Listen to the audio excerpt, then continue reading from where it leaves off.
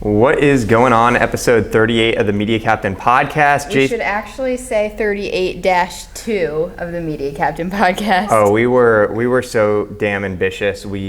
Beforehand we had the podcast set up, we had a Facebook Live set up, and we had the audio recording. The audio, and we had the camera set up for YouTube, and the YouTube audio sucked. And then when we saved out the audio for the podcast, that didn't work. So that wasn't our fault. That was your computer's fault. Well, yeah, that was the computer's fault, but we went 1 for 3. We only went 1 for 3. We went 1 for 3. That's pretty sad, but we were trying to do a lot at once. Yeah, and at least one of them screwed up, so it's not like I'm almost happier that the camera for YouTube screwed up also. So now we're gonna get like 2 out of 3 correct. But if you want to listen to the original one, go find it on the Media Captain's Facebook page. Check out any of our podcasts. If you don't know what we look like, go check us out on YouTube, because we're putting these up here on YouTube, and you can see the brother and sister duo in action. It's true. 36 podcasts, and no one ever saw us on video. And now 37, 38, and moving forward, Let's here we go. are in the flesh in our nice desk location. Our nice podcast setup. Our nice podcast setup. All right. Normally we get so far into this, we get into it so quickly, and that was I cut you off before you even said your name. This is just a little bit of a cliffhanger for the audience, because we are going to talk about blogging in this podcast, and we have so much to cover, and it's going to be a great podcast because it's our second time doing the same exact one. So we're going to know our shit left and right. Hopefully we learn from our mistakes. But before we get started, if you don't know who we are, because I cut Jason off, that's Jason Parks. I'm Stephanie Parks, and this is the Media Captain podcast. And like always, we bring a unique perspective to the angle. 2 business owners. We own 2 businesses, a marketing agency, which is B2B, but we work with 50 plus clients. So we see a lot of shit. And then on Durham Warehouse side of things, e-commerce, 75,000 plus customers. You know, when it comes to starting an operation from scratch and scaling it, Stephanie's done it. The Media Captain's helped, and we just have, we feel like we have a unique perspective. So hopefully you feel the same way. And we both have blogs, so we're going to talk about that today. Okay, well, let's go into it. And Steph, I'm going to let you, the last time I went all over the place, I was off agenda. So I am going to let you follow your beautiful bullet points. Wow. And, okay, you know. This is amazing. I put this agenda together. Take 1, Jason just started at the bottom, worked his way all around, had no idea where I was. So now we're going to follow the agenda. We're going to do this my way. So first thing we're going to talk about is, why is blogging so important? And blogging is important for a lot of reasons. First of all, you're bringing new traffic to your website, and it can help generate new business for you. So right off the bat, I mean, that's what you want. You want to generate new business, bring in new customers, bring in new clients, and blogging can help you do that. And we'll get more into how blogging will help you do that a little bit down the road. Not only that, if you are providing great content on your blog, other authoritative sources can link back to you and use your content as quotes within their articles, which is awesome for SEO. So that's point number 2. Blogging is a great place for internal and external linking. And again, all of these, we'll get into them a little bit more as we go, but just want to hit really quickly on why blogging is so important. And finally, it can be a really great resource to help both your employees and your customers or clients. So just a little overview about why blogging is so awesome. And guys, I am going to ask a favor of everyone before we dive more into things. Like, we really want to get more reviews on our podcast. That's how more people can find out about it. So if you can, whether you're on Spotify or on Apple Podcasts, if you can leave us a review, that would mean the world to us. I'm so glad you're listening to take 2 of this, because maybe you'll leave us an even better review. Yeah, well, Stephanie hit on a lot of reasons on the importance of blogging, and I'm going to give you a lot of interesting perspectives just as to what we see on the agency side. So a lot of people, like, they literally call into our agency and they ask, Jason, or this is what they hear, that they've heard that by updating blog content, it's going to help out with SEO. That is one of the biggest misconceptions of all time. There's a lot of blogging myths. It's true. There is. And Stephanie even said, she's like, people really think that. Honestly, people think that by like updating a blog once a week, every 2 weeks, once a month, that Google is going to like fresh content from a blog being updated. That couldn't be further from the truth. It could actually cause more harm than good from an SEO perspective. So it's a lot more than just fresh content. It needs to be quality content, and we're gonna dive into that. But let's back up a little bit there, because when you're saying you shouldn't update your blog, that's not necessarily true.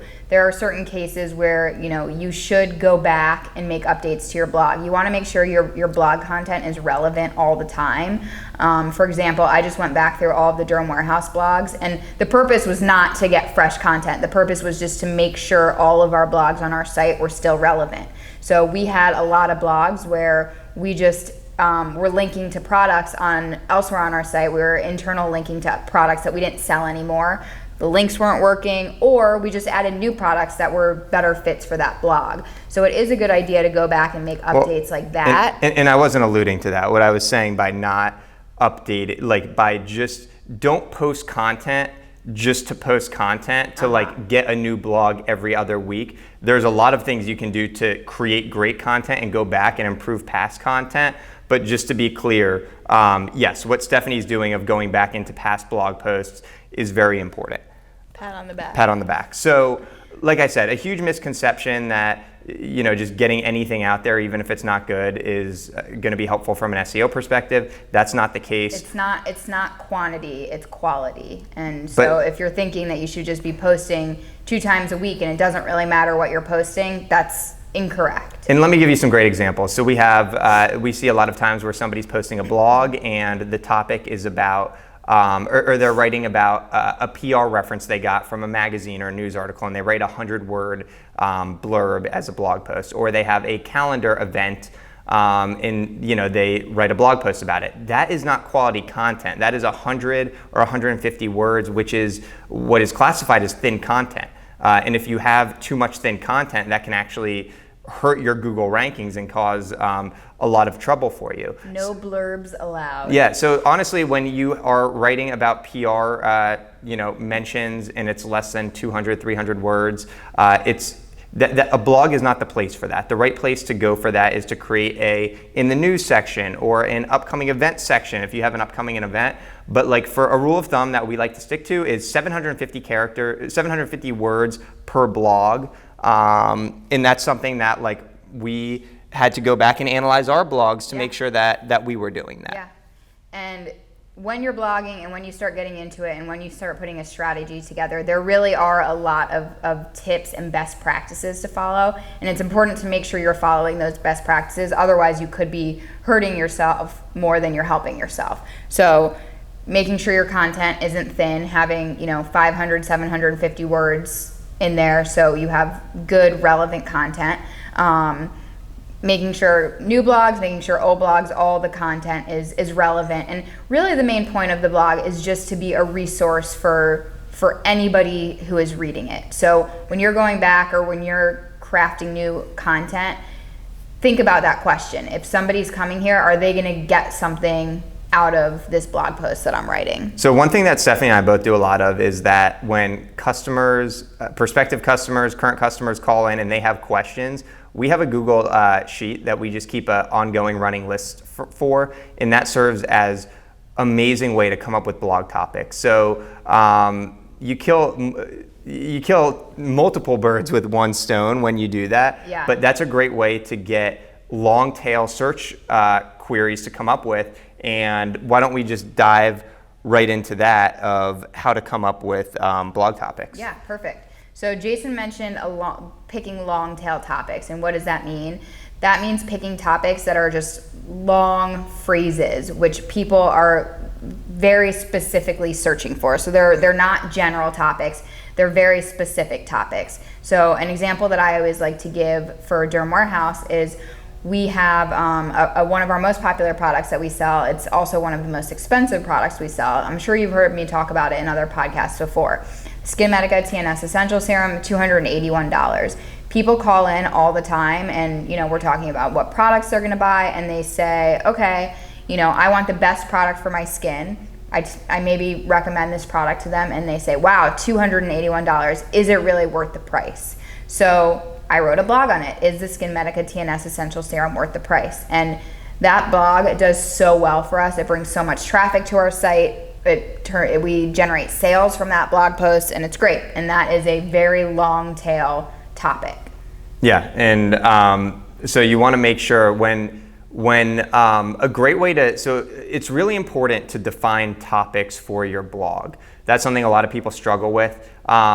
If I just wrote a blog on what is SEO for the Media Captain, it would never get found because there's going to be some websites like Moz and SEMrush that are so authoritative that have already written on those topics that there'd be no way that I'd be able to get our agency to rank for that blog post. So you want to be searching for longer tail queries. That is the beauty of a blog. When it's a longer sort of question, a small business has the opportunity to rank throughout the entire state and throughout the world. You know, so I wrote I didn't intend for this to be one of our most trafficked pages to the Media Captain site, but 3 years ago I wrote, how many photos per day should I post on Instagram? This was just a question running through Jason's mind. Yeah, well, I figured a lot of people get hesitant. Should I post 1 picture, 3 pictures? Now that there's Instagram stories, you know, how many should I post?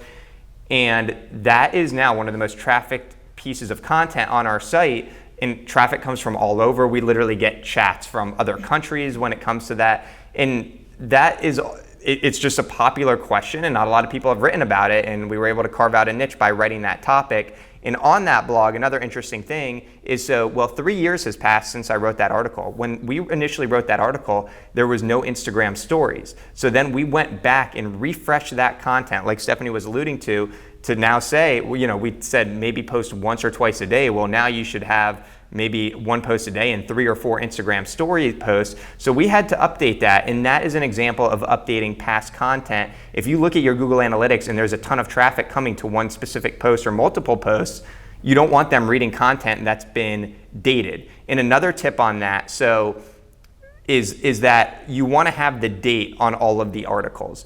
And if that's very important. That's important to Google to establish that authority and trust, which we'll get into in a minute. But you don't want to, if you update a blog post, you don't want to update the date of the original post. You want to make a reference that it's been updated from the original post date. So that's an example of something that we've done with a lot of past blog posts when we go in there.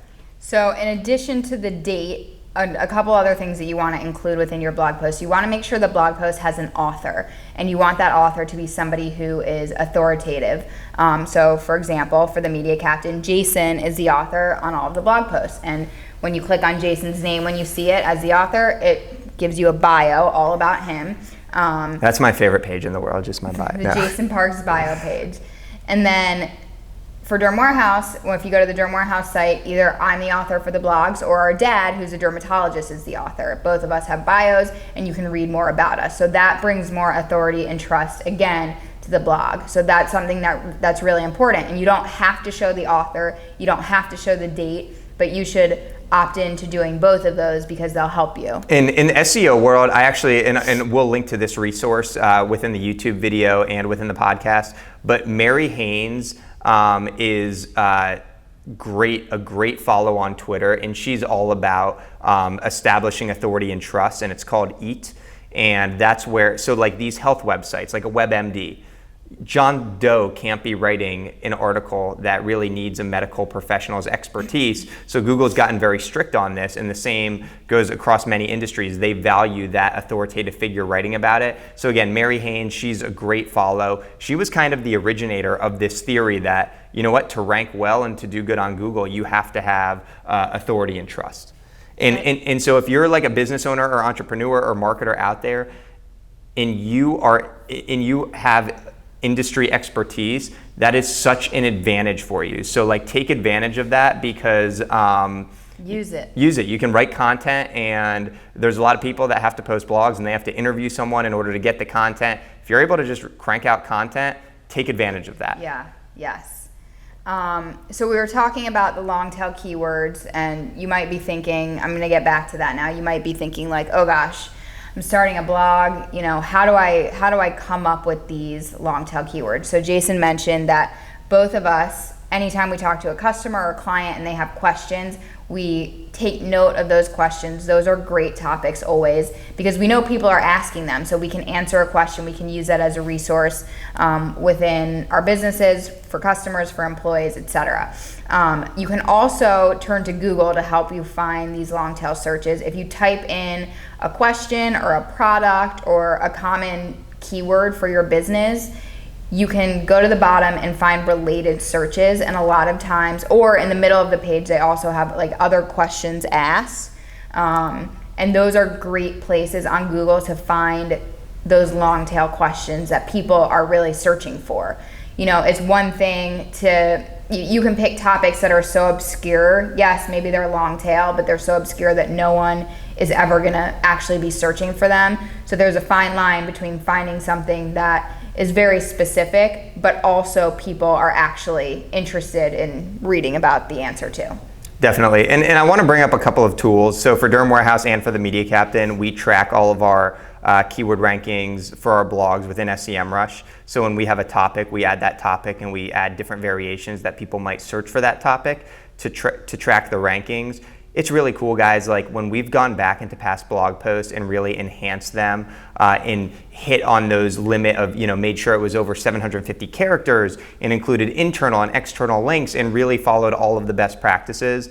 Makes a difference. Within a week, it can literally go from not ranking in the top 50 of Google to ranking really well. So Google knows good content. Another thing is if you're posting your blogs onto a WordPress site, Yoast is an SEO plugin. It's free and it will tell you the word count. It tells you if you have the right amount of internal links and external links. It gives you, it makes sure that the title of your, the keywords that you want to go after is referenced a certain amount of times. So just following like a checklist like Yoast gives you is really, really helpful. You mentioned internal and external links a couple of times just now, so I just want to hit on that and make sure everybody knows what those are. So internal links is linking from one page on your site to another page on your site. So the example I gave for Durham Warehouse, if we're writing about the best products to use with retinol in them, within that blog post I might link to 3 or 4 different products within our site that have retinol in them. So that's an example of an internal link. An external link is when you're linking from your site to another site. So let's say if I were to find a statistic from the American Academy of Dermatology and put that within our blog post and then link back to the American Academy of Dermatology, that is an external link. So you want to make sure that you have both of those within your blog post. Yeah, and I think we alluded to this at the beginning, but when you write great content, like there's so many times where I write a blog and I need a statistic, so I go to Google and then I find a source on the first page of Google and then I link to that. Well, that's giving a backlink to another website, so it can be a great place to get external backlinks and increase your authority. So I think that I've referenced that. And just jumping around here, another tool that we use is Screaming Frog. And one more thing, just about internal and external links. I love this, like you're cutting me off. Like yeah, this, I know, it's a reversal, it's great. Able to cut you off. So the last thing, we talk about have a checklist, whatever, make sure you're doing internal and external links. And I would say don't give yourself a certain number that each blog post has to have. Just make sure it's natural and it makes sense. That's the most important thing.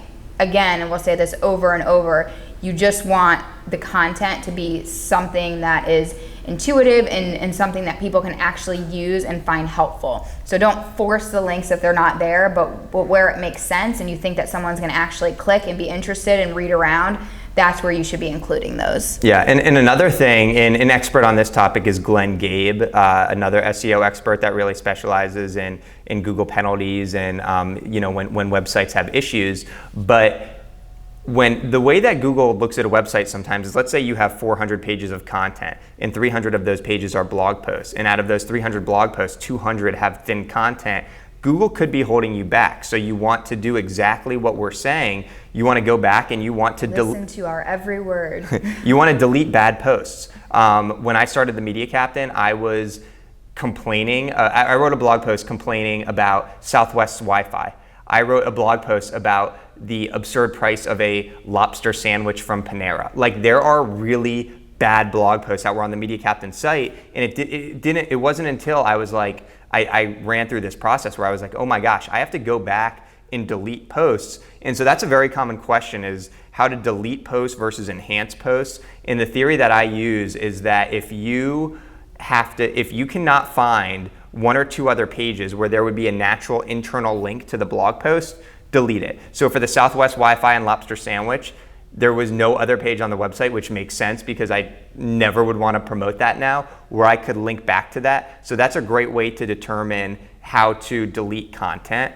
But don't go deleting all of your old content. If the blog post makes sense, make improvements to it. If it's something that you can enhance, that would be better than deleting it. So you have to be a little bit picky and really think about the strategy that you're putting behind it. What should I do? Does this make sense to delete it, or does it make sense to rewrite it and kind of enhance it and make it better? So we use a software called Screaming Frog, and it scrapes the data on the website, and it gives you word counts of all the pages. So we do this with a lot of clients, and we just had an attorney client, and we scraped all the data, and some of the thin content, it was really interesting. So it was retired attorneys of the firm, and because they were our partners of the firm, they're technically still getting paid, and so for that they still keep them up on the website. Well, two of these partners were the founders of the firm, and there was no content associated with it. So we're working now on writing these great bios of the founders that can be linked from the About page,